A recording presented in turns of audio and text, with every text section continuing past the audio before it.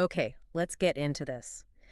Today, we're doing a deep dive into something that, well, it trips up almost everyone learning a language, keeping that motivation going. Uh-huh. It's that psychological grind. We're not really talking about grammar apps today. We're Yeah, looking at insights from our source material on mindset, on how to keep going when things inevitably get tough. exactly.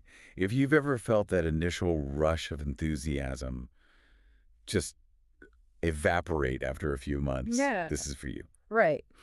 Our sources today really shift the focus. Hmm. It's less about the what of grammar and more about the how of your mental approach. The mission, really, for you listening, is to understand that mindset you need for the long haul. For consistency. For consistency, for fluency, Yeah. especially how to handle those points where you feel stuck, like you're putting in the work, but getting nowhere. Yeah, and that's the big paradox, isn't it? We all know intellectually that consistency is the key. Like, we get the rule, Sure. but actually doing it day after day, making yourself do even 5 minutes when you're wiped out, that's where it often falls apart. It really is. We need more than just knowing. We need a mental framework that actually supports the habit, even when the motivation, just isn't there. It's about building resilience, really. Resilience against that discouragement that just stops learning dead in its tracks. Okay, so let's start where the sources do, with this core idea that just feels so validating. It says, very simply, learning English is not a straight road. Yeah, that's so simple, but it's huge, isn't it? Yeah. If you assume learning should be a straight upward line. Then any dip feels like failure, like your failure. Exactly. But the reality, the source tells us, is that the road is naturally wavy.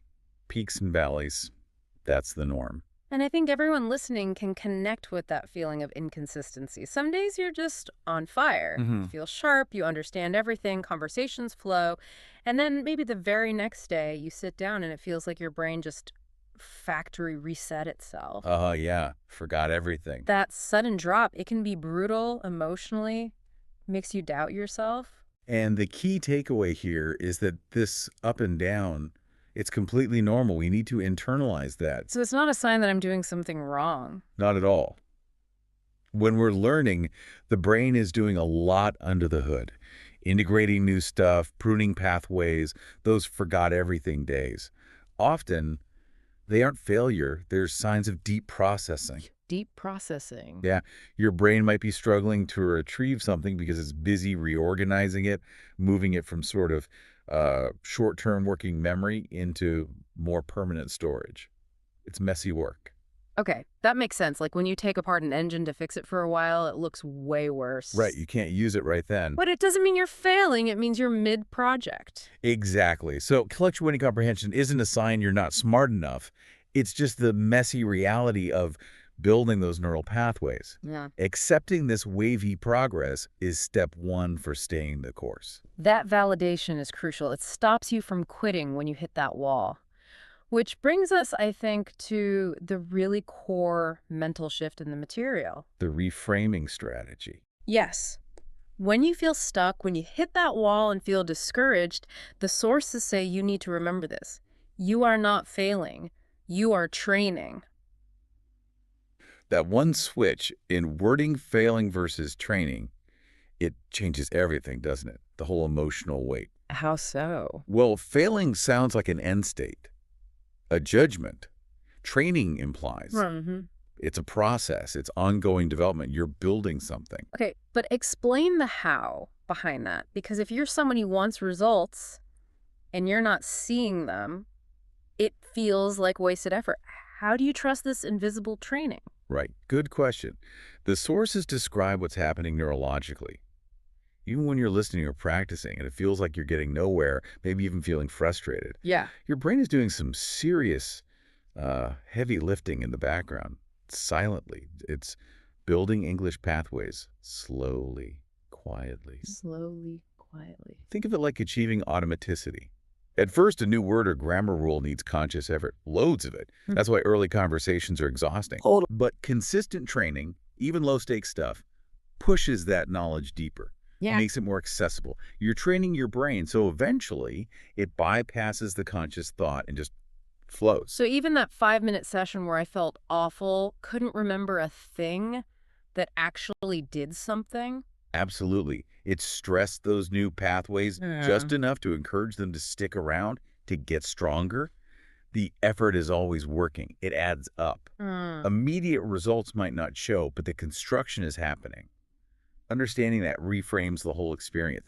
Effort that feels wasted is actually essential long-term building. That's the key to fighting discouragement then, if you really believe that silent building is happening. Then the urge to give up when you hit a plateau just fades.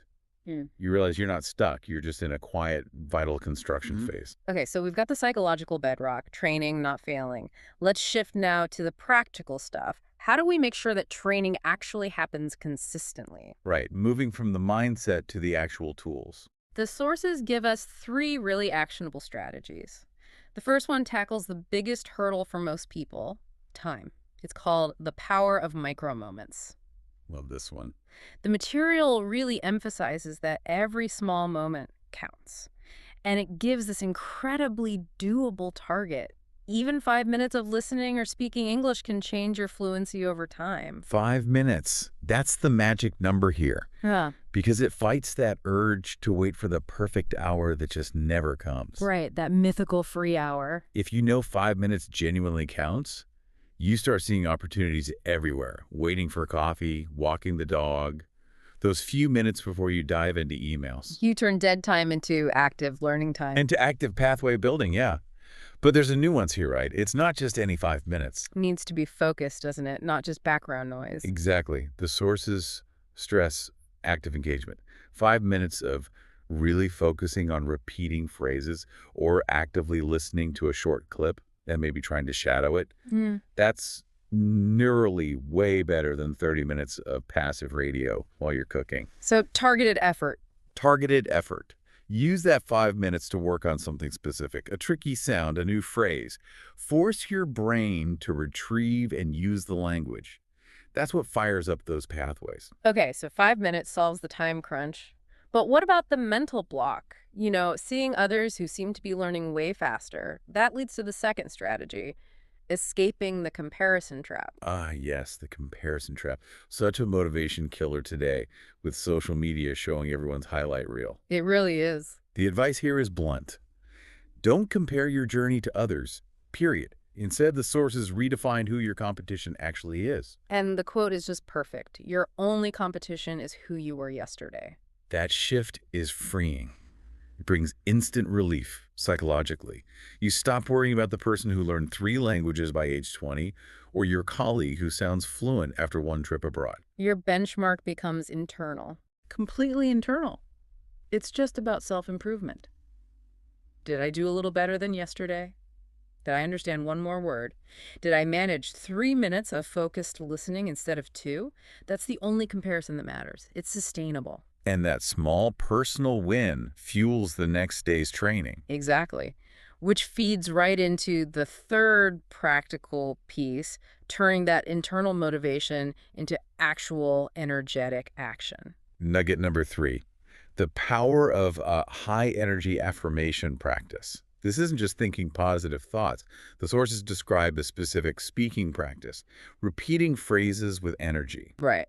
They list 5 specific phrases for this drill. Simple, but very intentional. Okay, let's list them. They are, I am learning every day. I will not give up. My English is improving step by step. I am becoming more confident.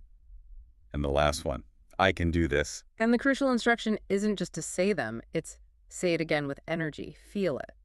Why the energy part? Because, as the source puts it, it's about getting you to feel the difference. Motivation can be passive, just a nice thought. Action requires commitment. By saying these things with deliberate energy, you're physically embodying that commitment. Ah, connecting mind and body. Exactly. You're reinforcing the behavior loop, moving motivation from just a fleeting idea into something solid, into action. That's powerful. So the combination is Use those micro moments for consistent practice. Compete only against your past self. And use these energetic affirmations to lock in that positive, action-oriented mindset. That's the toolkit. Okay, let's do a quick recap then. The big takeaways we've pulled out. First, accept learning isn't straight. Those down days are actually part of the process, maybe even necessary consolidation. Right. Second, that crucial reframe. You're not failing, you're training. Your brain is always building pathways, even when you can't see the progress immediately. And third, consistency wins. Even tiny 5-minute chunks of focused effort beat trying to cram sporadically. Absolutely. And looking at the bigger picture, the final insight from the sources is about the transformation this leads to. It's not just about ticking boxes or passing tests. No.